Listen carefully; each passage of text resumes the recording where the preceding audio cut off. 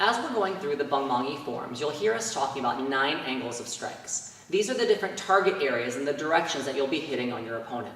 It's important to make sure that you rotate your hips as you're striking to make sure you're not trying to generate power with your arm, but with your entire body weight. As I'm striking with Mrs. Berkey, go ahead and put your arms out. We are going to be striking at an angle of an X. You can think of the first 2 strikes as going towards the neck, with me striking at the neck, following through, and the neck, following through.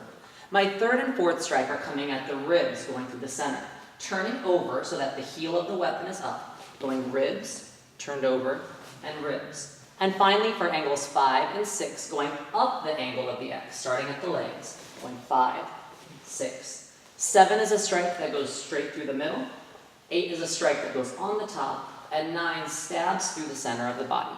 Those are the 9 angled strikes of the Bahng.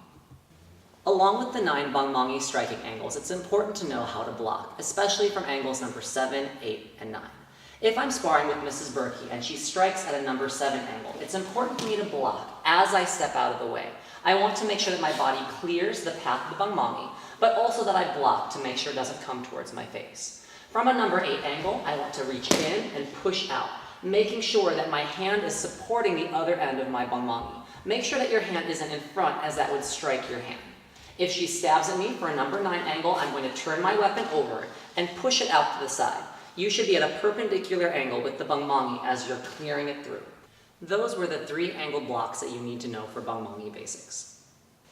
2 strikes that you'll want to learn for Bahng forms 1 and 2 are the fan strike and the scorpion strike.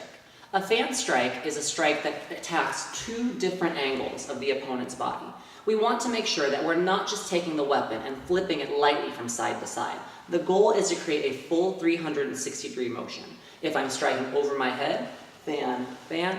If I'm striking down by my leg, fan, fan. This is a fan angle strike. The second strike that you'll want to know is a scorpion. To perform a scorpion, I'm going to start with the weapon on the side of my body. It's going to create a full circle, starting outside and coming in, striking below at the number 7 angle. As I strike below, my leg is going to follow my Bahng so that the stepping and striking occurs at the same time with hand-foot timing. To make it extra perfect, you can take your left hand and block over your head at the same time and perform a high block. All together, it comes up, around, step and strike for a scorpion angle strike.